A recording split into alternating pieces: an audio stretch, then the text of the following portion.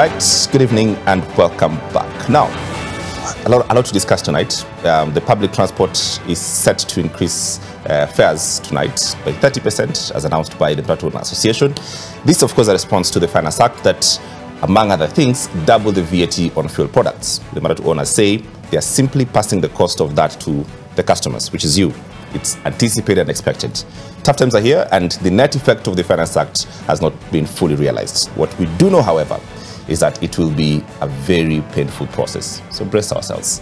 It's also Tuesday, and with all respect tonight, we are going to delve into that issue and that question, but also on politics. The High Court yesterday threw out the office of the CS in toto. In its judgment, the court said that the office is unconstitutional and the president and the public service erred in how it went about in law and practice in its attempt to create these offices. Let's listen in.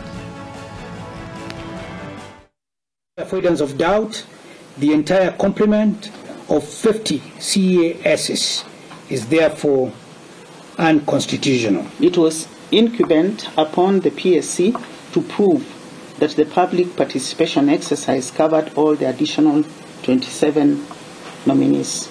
This was not done in accordance with the BAT case, and in essence, based on the record before us, it is evident that PSC failed in its mandate. That whereas there was some reasonable public participation on the first complement of 23 chief administrative secretaries, there was no such participation regarding the additional complement of 27 office holders. Well, that, of course, sparks an interesting point of public discourse, and we're just about to get into that. Dr. Kurokot joins us, the party leader of Third Way Alliance, and perhaps much later, the Nandi County Senator Samson Cherargei will join us in this conversation. He's been vocal, and he's said that not only the courts are going rogue, judiciary is going rogue. We'll want to understand from us what that actually means. But Dr. Kurokot, great to have you into the show. I think the first question just basically that pops out of the mind is your reaction first to this ruling. Was it expected, anticipated? Many people that thought that is a foregone conclusion. Well, first of all, this was not a surprise to me because as one of the people who really sat for many hours and months drafting this country's constitution and traveling around the world, the country, to solicit for views, Kenyans had wanted a certain type of government and they wanted to do things differently. They were totally opposed to the way in which previous regimes governed Kenyans. So, and they already, there was already a decision, James, on the unconstitutionality of these chief administrative secretary positions. As early as 2018, we as a party, Third Way Alliance Kenya, wrote a very comprehensive statement, and we issued a media briefing in which we pointed out the unconstitutionality of this position. Of course, we were ignored at that time. But, if I contextualize all this, I'm reminded of the wisdom of Thomas Jefferson, the third American president from 1801 to 1809. And what Jefferson said is this, that if a law is unjust, a man is not only right to disobey it, he is obligated to do so. Now, in the context of Kenya, I would say, when a government is unjust, not only do we have the right to disobey this government, but we have an obligation to do so. Now, the KK administration, which is really an extension of the Jubilee administration, has behaved in a way that actually is disrespectful to the people of Kenya. And I hope that Senator Cherargei will be here in good time to answer some of this question. So, the truth for the matter is that these positions remain unconstitutional, because it's not what the people of Kenya wanted. Remember, we transited from a KANU regime where we had a minister, assistant minister, permanent secretaries, now we call principal secretaries, and the idea was that we do not want a large government. We want a sort of a seamless government going forward. Now, one of the biggest mistakes that this Kenya Kwanza administration is making is to continue the style of governance of President Uhuru Kenyatta. And they have come out openly to say that they didn't like the way Uhuru Kenyatta ran the government. Ran the government. Right. First of all, Uhuru Kenyatta elbowed them. Especially President William Ruto himself said that he was elbowed out of government. Now, his style replicates exactly what President Uhuru Kenyatta did, because Uhuru Kenyatta appointed these chief administrative secretaries. And over and above that, there is absolutely nothing wrong with creating an office in the public service. The Constitution allows, I think it's at Article 132, sub-Article 4. Yeah? But there are conditions to it. It must be based on public participation. And the High Court has defined what is public participation. Public participation must be meaningful. It's not cosmetic the way, for example, Kenya Kwanza administration did, just sending a letter to Public Service Commission and say, we want to create these offices. What is meaningful participation? People must be able to participate, they must be able to give views, they must be able to, for example, to analyze, okay, what is the cost implication of this public office to us as the taxpayer? Because it is you, the taxpayer, who is paying it. And the reason I say that, James, let's put figures. Let's put figures. These positions are going to cost Kenyans 5.2 billion per year. 5.2 billion. Now, Kenya Kwanza government has said that you as an employee and you as an employer must contribute 3% to something called housing levy, which doesn't make sense at all. And Kenyans are totally opposed to it. Now, today I consulted my economists and accountants in our party, and they told me if we were to factor in 5.2 billion Kenya shillings into affordable housing, we will be able to build 2,600 low-cost houses at a cost of about 2 million per house. Okay. So, perhaps Senator Cherargei could tell us, can they promise us by June 2024 that we can show Kenyans there are 2,600 houses, and how does that factor in? And, and secondly, thirdly, before the senator comes in, you know, what gaps do these positions, chief administrative secretaries, actually fill in? For 8 months, we've had a government that was running. We've not been told what has been the contribution of these chief administrative secretaries and what are those gaps that actually are missing in a ministry. In a ministry, you have got cabinet secretary, principal secretary, you have got various directorates, you have got various officers, public servants who've been there for the longest time. Yeah. So really running a ministry does not need a chief administrative secretary. And I dare say, I'm sorry to say this, brutally honest, some of these people who have been appointed, actually it's just a reward. Okay.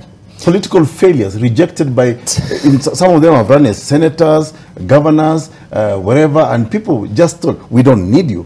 But they are being rewarded. And we know, listen, secrecy was never invented in this world, certainly not in Kenya. And we all know that this is just a reward scheme, political reward scheme. And I really hope that KK administration could actually come to the realization that, listen, everybody cannot work in government. Government cannot be the only employer for people. Okay. And even when you reward all these people, to be honest with you, 7.2 million Kenyans voted for William Ruto to be president. Yeah, you can't reward everyone. You can't reward everyone. Okay, let's get the senator who's joined us. Senator Karibu Sana. Asante. What's your opposition to what happened yesterday with the High Court ruling? If you could put it in terms. Thank you, Smart, and thank you for inviting me again to, with all due respect. My apologies, I came late because we had a requiem mass of our brothers and sisters who unfortunately perished in Londiani Junction, more than 52. And our deepest condolences and empathies. And we hope road accidents continue to be a silent killer across the country. We hope the Ministry of Roads and Transport will put in place mechanisms that will eradicate this menace that we continue to lose. Even as I was leaving Londiani, there was an accident again, and I have seen your media house has reported just before Mau Summit interchange. So I think we need to ask our drivers and everybody to be careful as they drive. Number two, I'm happy to meet my brother and friend, Dr. Ekuro Okot, and you know he's a working constitution. He's a committee of experts. So when he speaks about the constitution, some of us might have limits on what we can say, especially after giving that very incisive discussion. Right. And of course, you are aware that he is one of the people who supported the current president. Absolutely. And we will always be eternally grateful for his support. And of course, I've heard about rewards. Maybe also we need to reward him, because if we are rewarding supporters of the president, then he should be. So mine is just... I just want a government that works for all of us. Agree. Yeah? Yes. And because for me, if a government is fully functional and working for us, for me, that's my pride. Because are you looking to be rewarded, Dr.? No. I think his reward is for government to work for everybody. For everybody. And for me to be able to relate, to say, I'm very proud my government is actually delivering on their promises. And I agree with Dr. that Kenya Kwanza government listens to constructive criticism. On to your point, yesterday when the ruling came, it came as a surprise. Because coming from Rima's decision in 2018, the consolidation petition by Okiya Omtata, there were certain parameters and even matters that have been litigated. And I know my learned senior maybe has come out to highlight some of those issues. We'll get into it. Yeah, I'm just giving an overview. Yes. So the judiciary we have now is a rogue judiciary. It is a judiciary that has been captured by cartels. And I can qualify because I have met so many Kenyans. Because this is not a judiciary that will say, appoint 23, and then when you appoint 50, they say everything is illegal and unconstitutional. It is unfortunate because it is setting a bad law and a bad precedent. If you are a litigant or somebody who is appearing before a court of law, and today you are told you are acquitted, the following day you are told no, you are not acquitted. And yet it is the same courts and that is why I was calling out judiciary that they should stop hypocrisy, because they must be accountable. Secondly, when some of us, and I know Dr. here has criticized judiciary, why is it that, and I've seen many people bashing me, why is it that when some of us criticize judiciary is an arm of government, daily parliament is bashed, executive is even being bashed now. They don't have a problem. Why, when you just want to question judiciary, it looks like it is an umpire of some exclusivity of a club. Say that when I say there is corruption, there is cartelism, there is issues that happen within judiciary. The issue of CIS. Yeah. And by the way, judiciary is trying to twist the government. Because look at the Finance Act. Where on earth, as James Smart, where on earth, with all due respect, would you tell the government, don't collect tax? Yet the same paper and the car you are using, the fuel, the pen and the paper you are using to write, the microphone you are using, is the taxpayers' money that is being used to run the courts. Yet you are telling government, don't run. So now what we are having smart is where judiciary is dishing out court orders like sweets, like cashew nuts on the streets. We must be serious. We must be serious because by the time a court order is being issued smart, there should be a serious issue that when you issue a court order, for example, to say to declare unconstitutionality the CS, and by the way, most of those issues that the courts were discussed are overtaken by events. Because, for example, the CS had already been sworn to office. And I don't know why even I didn't. But you've said so many things. That is why so many things. You had given time to Dr. So allow me also to build my case so that I am not misunderstood. Okay, you know, let me conclude on the last one. Yes, in 10 seconds. In 10 seconds, yes. Is that the judiciary should be ready. They must be held accountable. Kenyans are crying because of lack of James, I have a rejoinder. Absolutely. I have a rejoinder. Let me take a break. It is very urgent. Let me take a break. It's very urgent. Let me take a break. Okay. I really have to pay the bills. Yes. With all due respect. We'll be right back. You have good senator here. You can have to that point. No.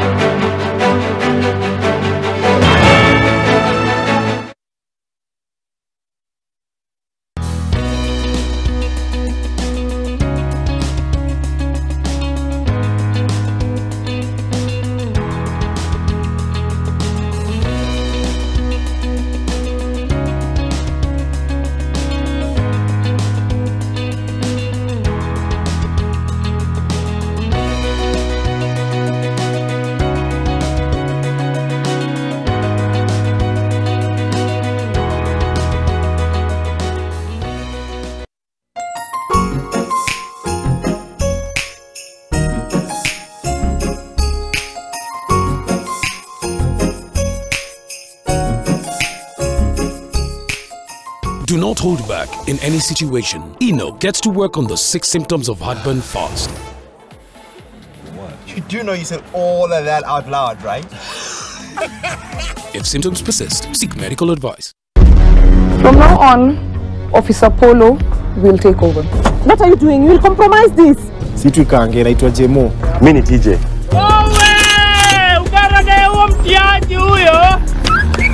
Madam leta pesa usiniletee kisirani. Siwezi kupea. Ni nini? Niambia mzae tamletea do yake. Maze mimi sina no, I come in peace, brother.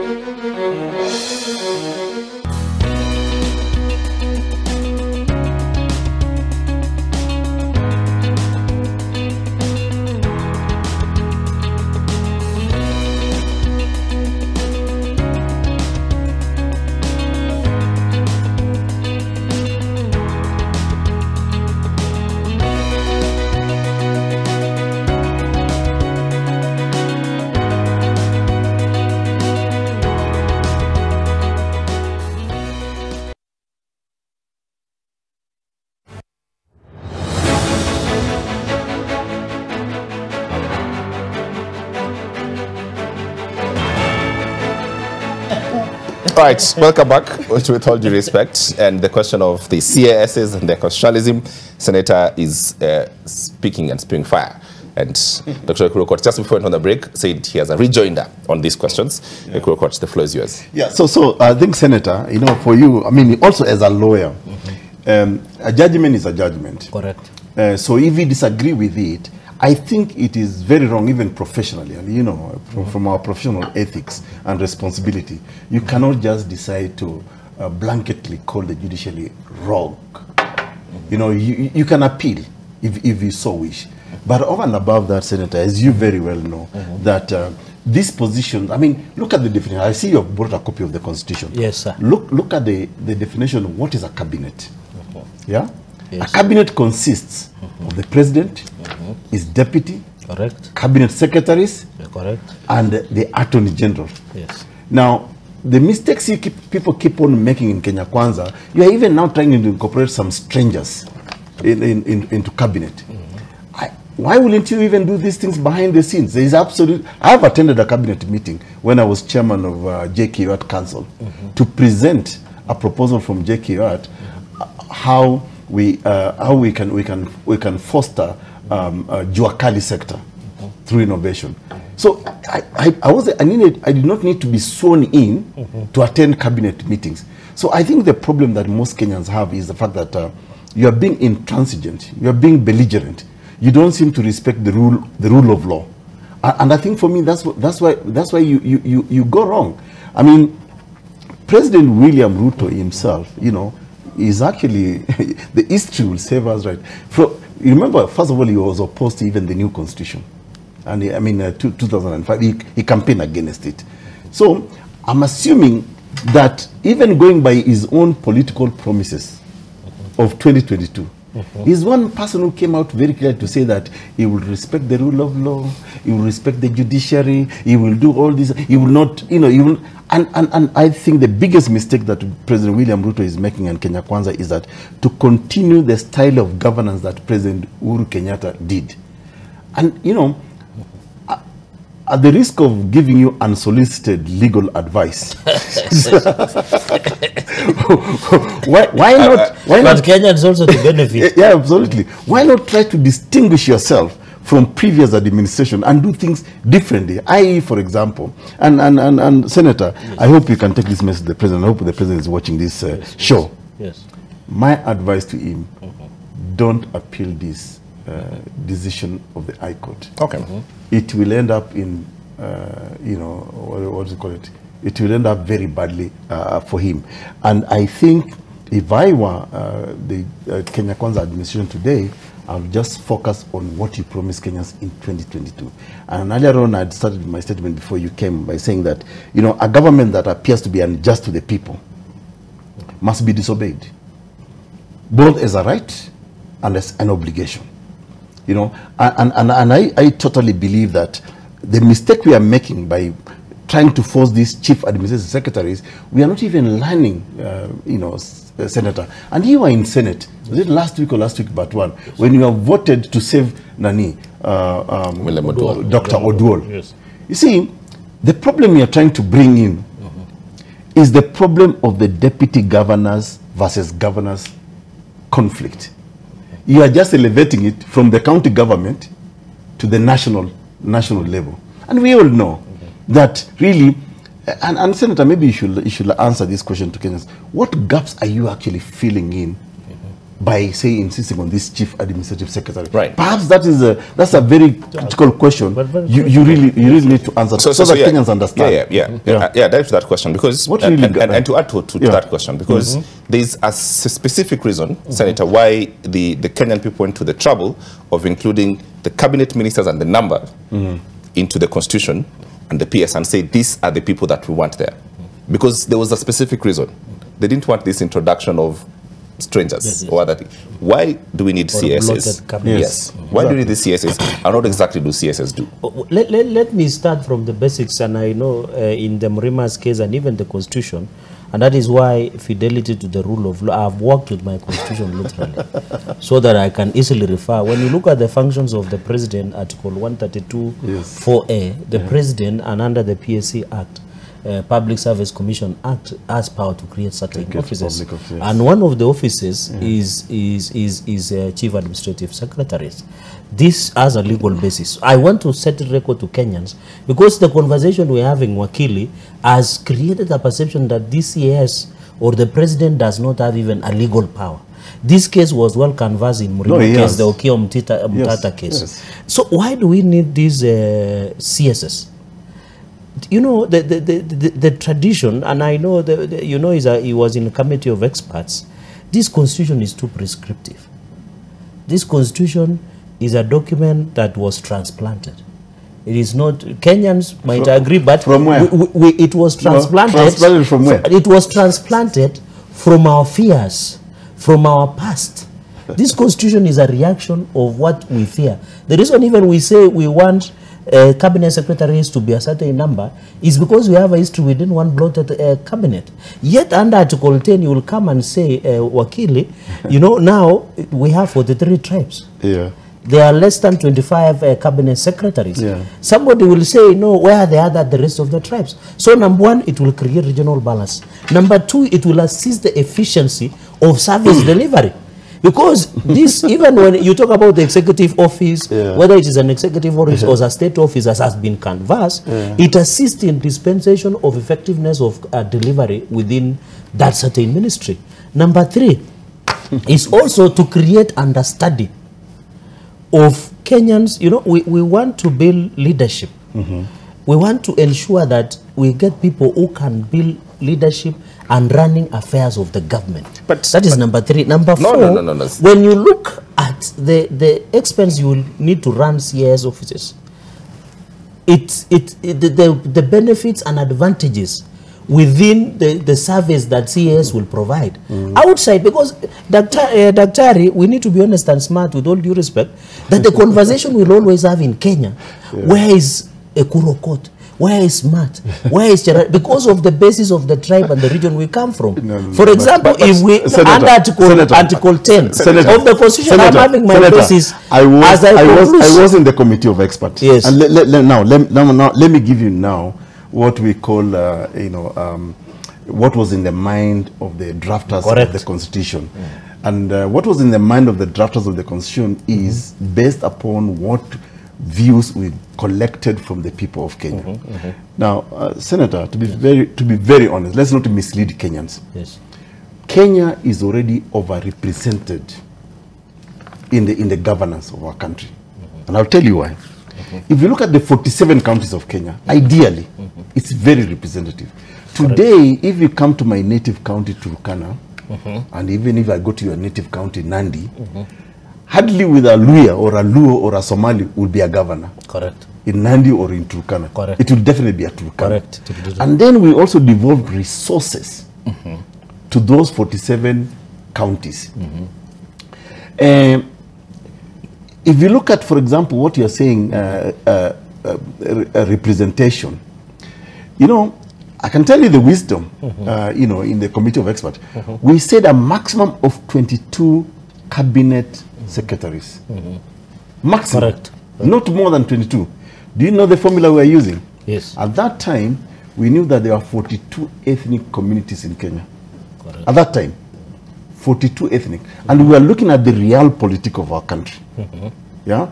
And we said that if you, I mean, I see you have your constitution there. Yes. Look at Article 130 of the Constitution of Kenya. The national executive.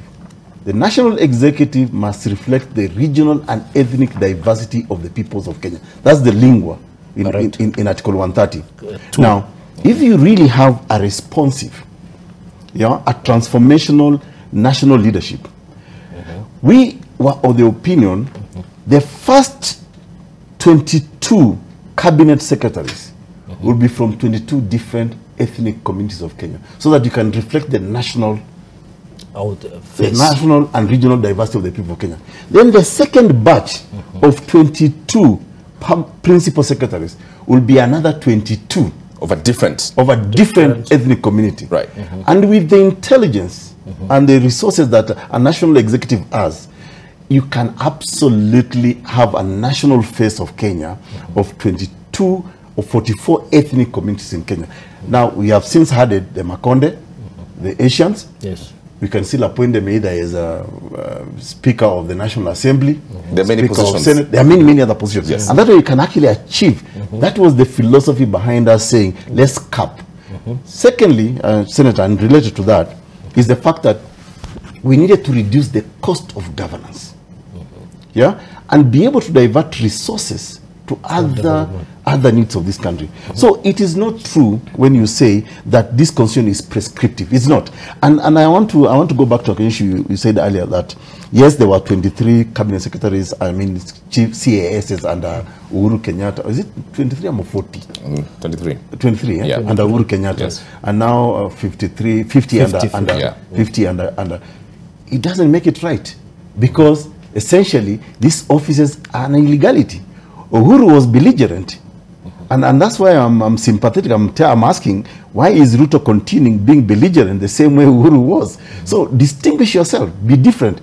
And secondly, I mean, Senator, with all due respect again, you are the people who told us through your deputy, our deputy president is my deputy president as well, correct, that we inherited empty coffers, that government is broke. And you also say that government is a company. Now, if this is a broke company, with shareholders, can we then ask a commercial question? Assuming Kenya is broke as a company, then it means it's not a going concern. Then why will you be putting in more employees into a broke company?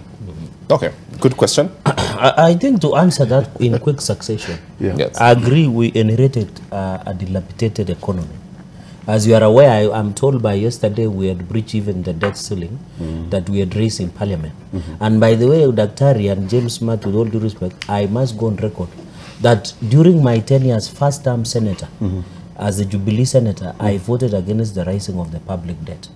So Kenyans should even clap for me for that. I'm told yesterday we had raised, we had gone past 10 trillion public debt. So this country was just, what the president came and did is to do economic stability and reforms. And that is why we introduced a finance. That's why I'm coming, because you're asking where are these resources that we will be able to maintain. That's a direct question. That is now the Finance Act. Yeah. Now you remember, Daktari and James Smart and all viewers, this budget that came and end was Uhuru's budget, last budget. It was the last budget of Uhuru regime. The budget that Kenyans should... Which one? This? I thought it's a Kenya Kwanza.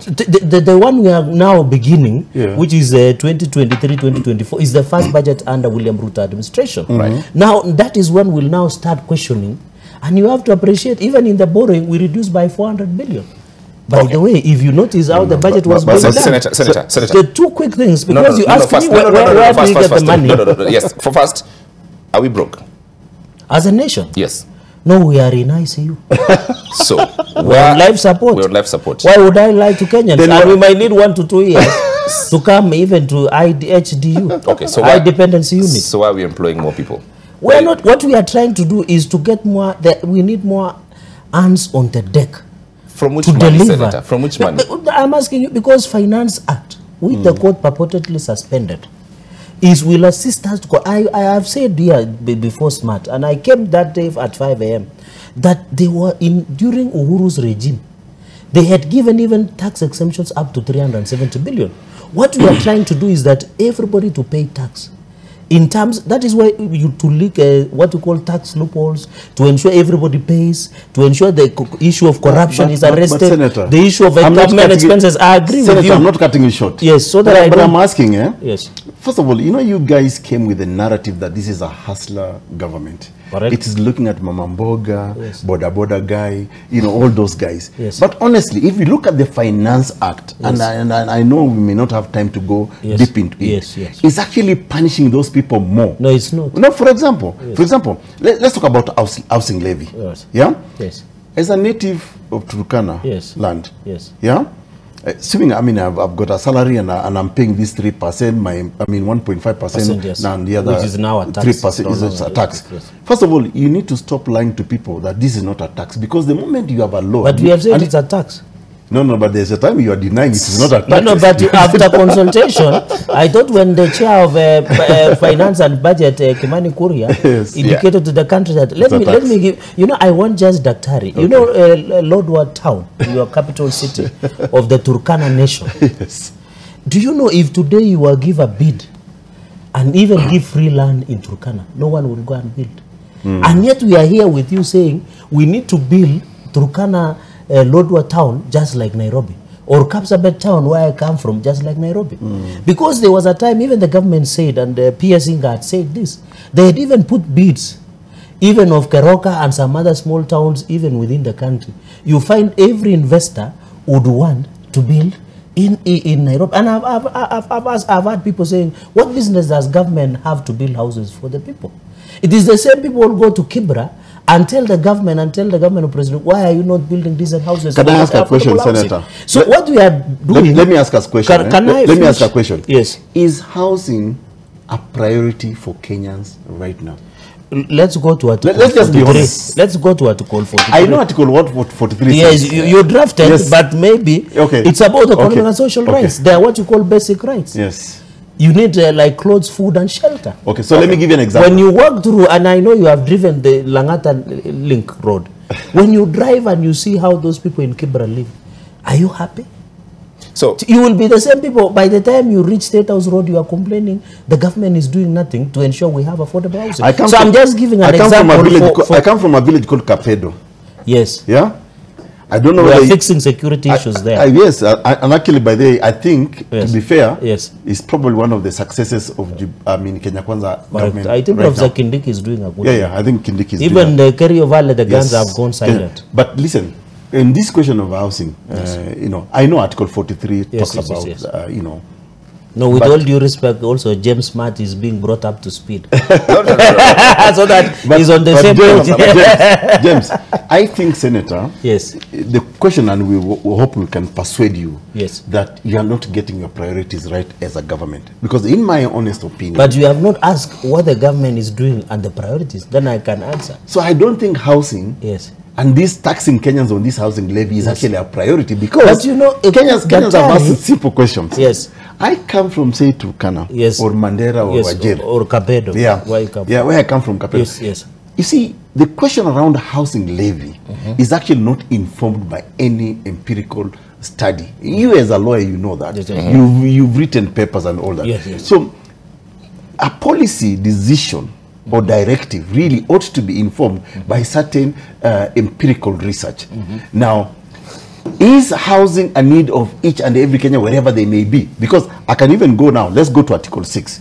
Article 6 of the Kenya Constitution says that you know, we must devolve each and every service to each and every part of the Republic of Kenya. Right. Correct. In those words. Yeah. Correct. So now, the problem I have with the definition of housing levy is based on only urban setting.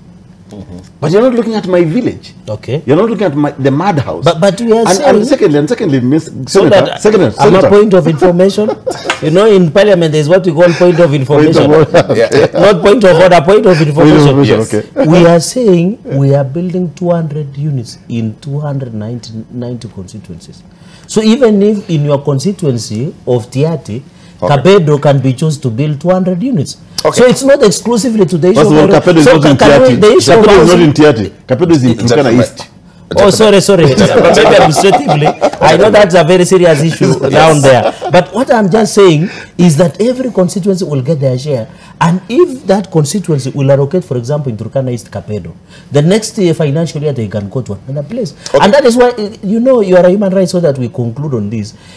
When we go to the United Nations human rights, they will also ask, what is the compliance of Kenya in human rights? For example, access to food, where government is giving us subsidized fertilizer, the issue of shelter, the issue of clothes, the issue of basic health care. And that is why we are pushing universal health coverage. So the point I'm trying to make, that the judiciary we're having are either twisting the government, they are being mischievous, they are rogue, because smart in conclusion, why would they suspend a finance act which should be assisting to raise money to run government? And you take a break. When you come back, we have a structured conversation on this. Right, we'll take a short break.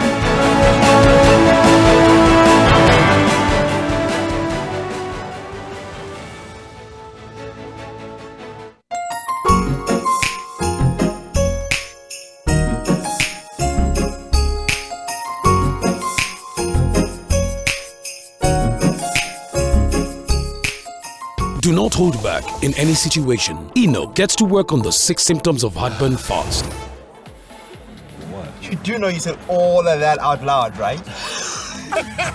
If symptoms persist, seek medical advice. Do not miss the Food, Packaging and Hospitality Expo at Sarit Expo Center from 5th to 7th July. Connect with companies from over 30 countries, local suppliers, manufacturers, government buyers, hoteliers, and other industry professionals at Sarit Expo Center from 5th to 7th July. Timings are 10 a.m. to 6 p.m. From now on, Officer Polo will take over. What are you doing? You will compromise this. Situ kange naitwa Jemo. Mimi ni TJ.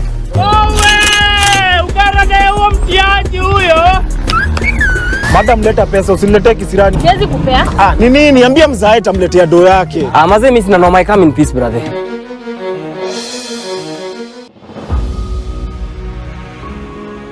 I'd like to take this opportunity to congratulate the Nation Media Group and all the partners that will make providing sanitary towels to our girls, especially in the informal settlements and mission-based schools, free sanitary towels. So please join in and support this cause, because we know much as the government is providing a budget to provide sanitary towels, it is never enough. Let's end period poverty, let's give dignity to our girls, and let's make our girls go out there and not be ashamed of being on periods, but being bold enough to say, I'm on my period and I have my sanitary towels. This will also help curb and end teenage pregnancies, because a lot of girls out there are being influenced to engage in sexual activity for sanitary towels. So let's team up together as a country, as citizens, to ensure we end period poverty.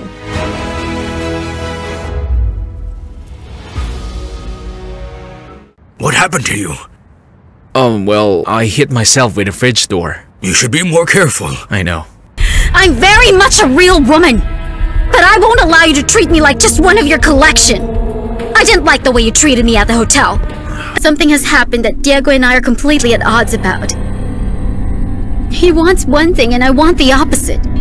It's as if he's two different people. The Diego before and the now. Head over heels.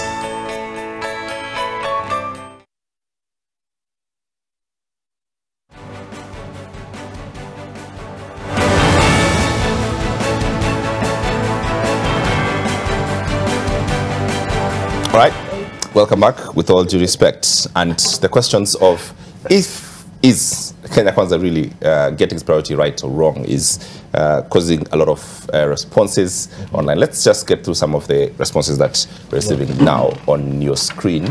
Vidogo says, I wonder if creation of offices was the best way towards regional balance. On Chargay, that's a question for you, note that. Evans Mugusu, judiciary must be left to do its own work independently. Some politicians see it good when it favors them. Good comment. And the final comment here is, let the judiciary be an independent body according to the law. So the issue with the judiciary here is this, and we for a couple that so that we go to the other questions of the finance sector and that sort of thing. Why, when the judiciary decided in the ruling for the presidential petition, Kenya Kwanza you were not only okay, but you said all the flowery things. It was not captured then. It was a good institution. It wasn't rogue then. It wasn't rogue then. But somehow the cartels have sort of showed up between yesterday and today. Senator. And can I also ask a question before Senator answers? Yes, Senator, you know, it's also important yes. when you make some of these assertions, and you know, you as a lawyer, yes. We believe in evidence. Correct. When you're making your case. So tell us, who are these cartels? Because you have got all the resources. You have got the National Intelligence Service, you have got the DCI, you have got the police, you have got all other means to establish who are these cartels.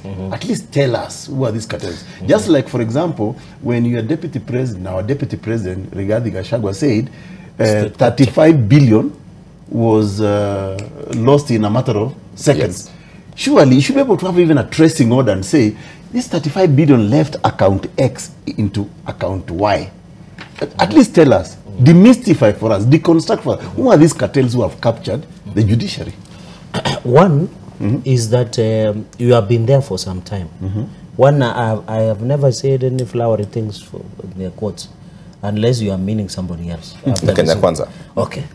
You know, but by the way, and I said in my opening remarks, judiciary is an arm of government. That's true. It must be subjected to checks and balances. So I might look at the judgment that comes from court, but I have a right to demand, for example, to critique. And that is what I'm just doing, that on the CS, on the Finance Act, I think judiciary had, and therefore that's why I've said even the appeals are ongoing, because we want to follow the law. And that is why, whether the decision on the presidential decision that was done, if you look at the facts and the principle and the reasoning and the ruling and the judgment that gave court, I was satisfied because I look at those parameters. But on this one, on the CAS specifically and Finance Act, you know, you need even common sense. By the way, sometimes you don't need even law. Because if today I say, I want you to work here in an MG, but I say I will block the door, but then how can you work? Number one. Number two, you have said where is the cartels? Where's the evidence? We are aware, even the people like... But who are the cartels? Senator. I want to tell you, even when you go to, for example, we have been having these problems. Even when you talk about state capture. There was a situation you saw, we are investigating the issue of telecom, where billions of shillings allegedly had been lost. We have been talking about the state capture in many parastatals in other organizations. Even judiciary is not immune to corruption. You remember even Justice Agri Mujelule allegedly was arrested over corruption issues. Said Chitembo was removed from office. So when I talk about cartels, it's about the cartels and corruption within judiciary. Where in some instances, somewhere, somebody in some of these far-flung magistrates' court have to part with something for their family. No. And that is why... Senator, let's be fair. That's why I'm saying about corruption and cartelism. Let's be fair. In judiciary. In Chitembo's case, evidence was presented before JSC, and that's why he was removed. In Chelule case... But I've said allegedly. But, Senator, the same way you are blaming the judiciary, that there are cartels within the judiciary, even President William Ruto has come out to say there are cartels, and he will finish all the cartels in government. Okay, parastatals. But he has also not come out to tell us who are these cartels. By the time you are making such an allegation, Senator, surely you must have some. But I've given an evidence of what cartels have done. For example, in James, but let's demystify them. And also, allegedly, the allegations that Agri Muleli and he was even arrested. But that didn't happen. We have a situation, and that is why when you look at Willie Mutunga. When you, by the way, Willie tried, the emeritus, the Adventist church elder, Ndugu, the chair of police reforms, Maraga. But the worst judiciary is being led by Mother Koome. But see now, because we are yet. James, let's draw parallels. Okay. In 2017, I participated in the presidential petition. I saw you. That nullified the election of President Ruto. I mean William. I mean Uhuru then and Ruto. You guys demonized the judiciary. But you said then you demonize. We disagree, but we respect. Exactly. You demonize the judiciary and you call them names. You call them system jambazi and all those kind of things. Yes.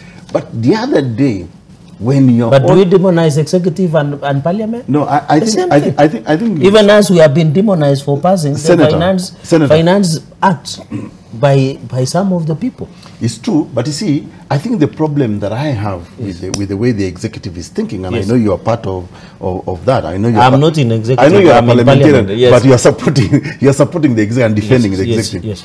The only problem is that you are being expedient in your argument. That when it is against, because the judiciary, I mean the executive has also failed in terms, for example, in terming just theft of public money, resources, or the kind of expenditure. Like one of the things that today I can tell you is so prominent about Kenya Kwanza administration is globetrotting. Yeah, without any benefit, to Kenyans. You know, you cannot tell us what is the value of the executive posting photos on Twitter, Facebook, met so and so. We don't see any probative value in your globe trotting. But when Kenyans criticize you on that, you know, you take offense on it. But you will take offense when the judiciary makes us a decision based on evidence. And you know, as a lawyer, with all due respect, you know that if you disagree with a judgment of the court, you know what to do.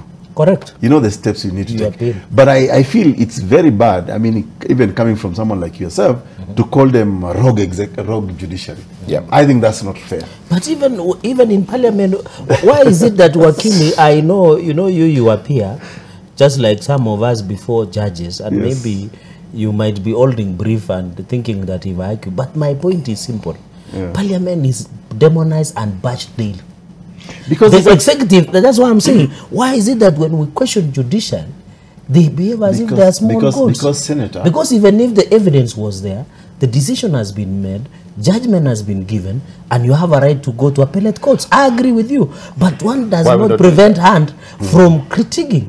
Because we want to, and I don't think judiciary would come up with a jurisprudence just for the sake. They would want also to hear the critique. No, the only problem, judiciary should have common sense. I'm just giving an example of finance act, for example. The only problem, Senator, if you tell government not to collect taxes, for example, what are you saying? No, the only problem, Senator, yes, you as a lawyer, and you know this, you have not exhausted all the available avenues to challenge a decision.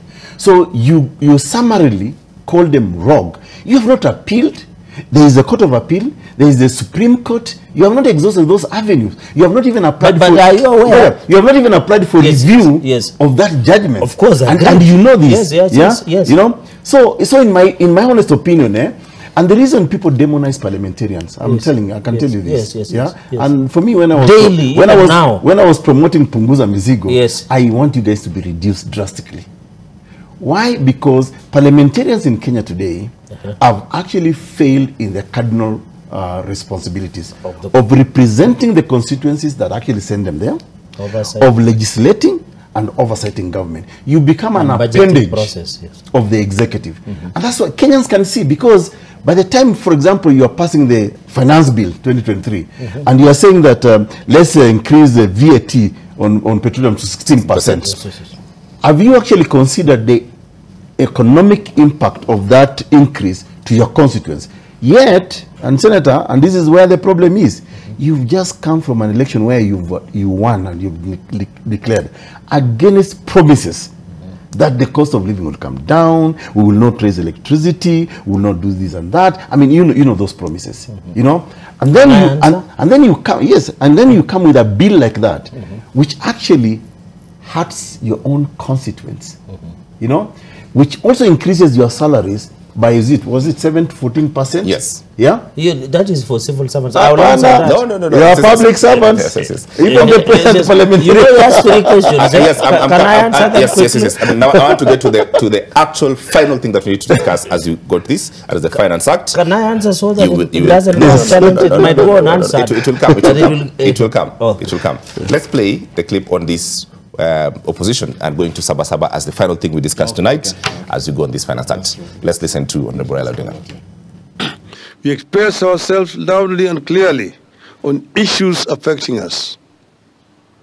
So we have got to fight, and that fight begins on this Friday. We need unity now more than ever. United, we can get many of the things that we not only desire, but which we justly deserve. From Friday, let's proceed with bold determination that we are going to stick together. We are going to work together. Let us stay with this fight until the end. We abhor violence. By embarking on pickets, protests, tax boycotts, and civil disobedience, we are not in any way advocating violence. We have never advocated violence in the past. We will never advocate it now or in the future. All right. Yes, with all due respect, the question on Sabasaba and going to the streets in protest of this high cost of living and in response to what Kenya Kwanza did. Let me start with you, Daktari. Can I answer at least to be fair? Quickly, so that it comes to you so that you spend most of the time. So what I think, first of all, to go on the street, to demonstrate, to picket is a constitutional right. Article 37 is absolutely clear on that. I think the only problem I've had with the Azimio guys, when they agitate for this demonstration, they are mixing issues.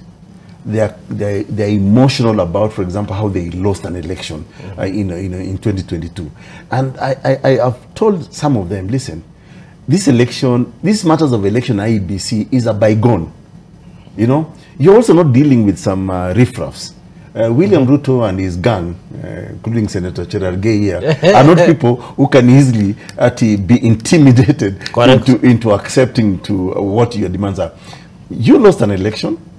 Whether it was stolen or not, you went to court, you presented evidence, and that evidence, the court pronounced itself. That matter is finished. That matter is finished. Correct. For me, what I would propose to them is this. Fine.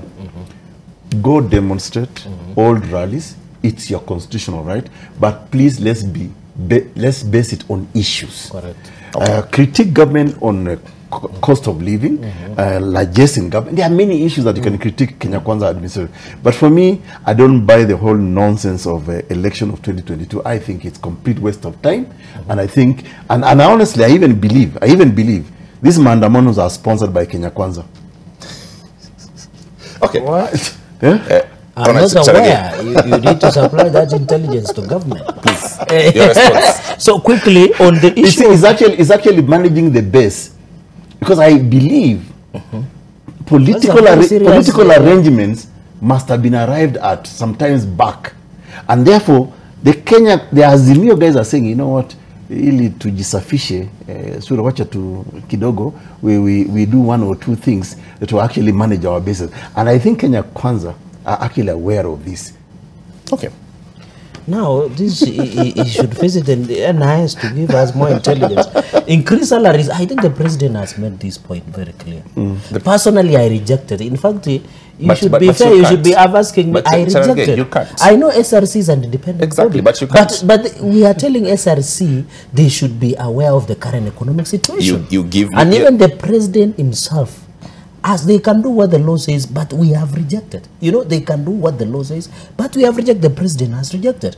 As a government, we have rejected. But personally, as the senator of Nandi, instead of giving an increment to my salary, make sure there are more drugs in Kapsabet County Referral Hospital. Make sure there are roads, bursary, access. Number two statement, by the way, Ekuru Court, if you have been a keen follower of me in Senate, I have brought a statement, and I'm a lover of judiciary, and I think media covered this. I have brought a statement on the reduction of benefits to judges and magistrates. I saw that, yeah. It was on the floor. Yes, so I'm not just coming out from nowhere. I saw that. In fact, that is why I'm saying we are not critiquing judiciary for the sake of it. We are critiquing because we have a reason. On the issue number 3 on lowering cost of living, let me just use an example of food and specifically issue of unga. I'm happy, Ekuro Court, one of these 5 days when you are flying to Eldoret, I want you look how the maize are maturing, courtesy of subsidized fertilizer. In the last regime, we used to buy fertilizer at 7,000 Kenya shillings. Yeah. But now, under subsidy, we were able to buy at 3,500. So there will be increased yield that will force our colleagues now to calm down on the issue of it. And I want to tell the country that when it comes during our time of harvesting our maize, we will not lower the sale of maize. We will be selling our maize at 4,500 per bag. Because we cannot go to farm, put everything. Somebody demonstrates from Monday to Monday and want us to sell cheap milk. And that is why we are talking about guarantee minimum return, so that farmers have value. And that is how we ensure there is enough supply. And by the way, smart in conclusion, I want to thank the President William Ruto's administration. They have added 5 billion in the budget for subsidy program. On the issue of ASALAs, for example, we are adding additional 10 billion for the ASALA fund, so that you can access that. You know, you need collateral, you need everything to so where does an ASALA get collateral? Senator? That's what I'm saying. Seriously? You don't need collateral, you need your phone. I hope you have been following. I think Kuro Court has been long meeting with you because of time, and we want to allow Smart to also manage his time here. Finally, on the issue of demos, I agree totally with you. The issue of 2022 elections is gone. It's gone. Let us move. By the way, in a vibrant democracy, when the Supreme Court had pronounced himself, I would have expected Tinga and his friends to go back, retreat. By the way, they had the support of a sitting president. They had deep state. They had system. They had all the resources at their disposal. But the will of the people prevailed. But a little bird is telling us you're actually the ones managing. No, that's why I want to deny, so that it goes on record with all due respect. These demonstrations are actually sponsored, allegedly, by the former president. And we are aware, we have said even severally, and you are aware, that it is allegedly sponsored by detractors. You know, partly why I don't believe that. Finally, the #1 employee of William Samoei Ruto is President Uhuru Kenyatta. He gave him the job as soon as he just put down the Bible.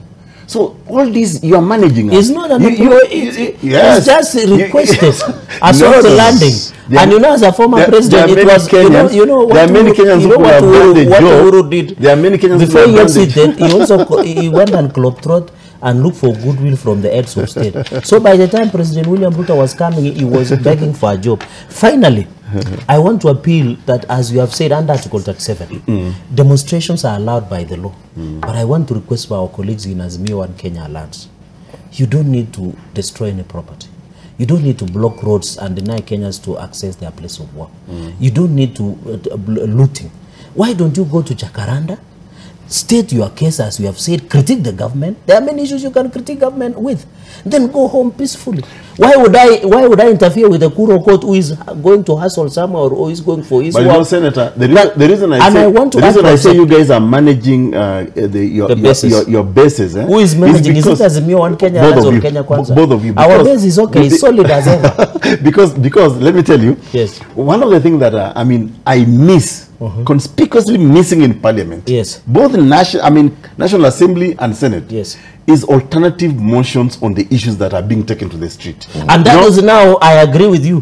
What should be happening is the Azimio One Kenya Lands members of Parliament should be bringing those alternative motions. We have not, for example, in Senate. For example, in Senate, in conclusion, for example, in Senate, they normally work out. In conclusion, I want to request Professor Kithure Kindiki, Interior Minister. Anybody who destroys property or loss of life or injures, that person must face full force of the law. And I'm proposing, by the way, you have seen a proposal by Mheshimiwa Ruko. Yes. Ropo. He's proposing that if I'm the organizer of demo, I should be arrested and pay for the compensation. If Raila Odinga does not hold his pace, side that there is no destruction or loss of life, he can be arrested because he's also a Kenyan. But and if you violate the law, you can be arrested. But the biggest problem, James, is that you also have a coward leadership, because you're not able to what can I say? You're not able, you don't have the confidence in yourself to say that we are in charge of government, and regardless of who is who in this country and breaking the law, correct, you don't have the confidence to enforce the law. Correct. So I'm throwing the challenge back to you. And I'm throwing it to Professor Kindiki to act. 30 seconds or less.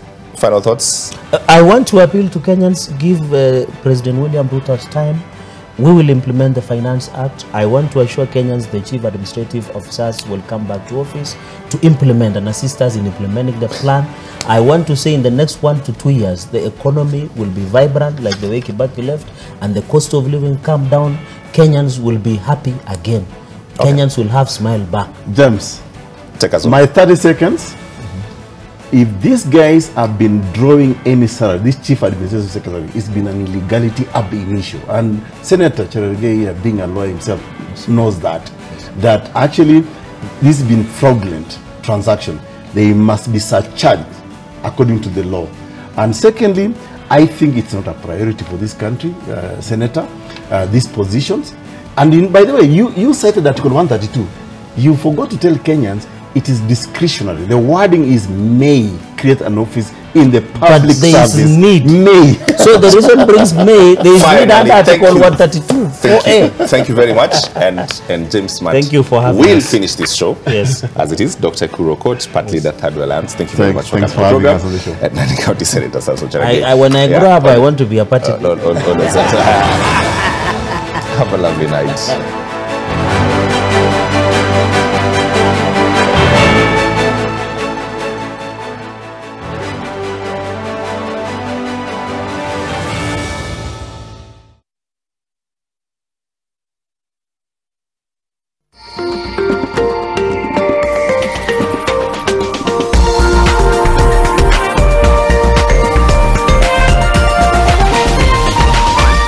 This is NTV.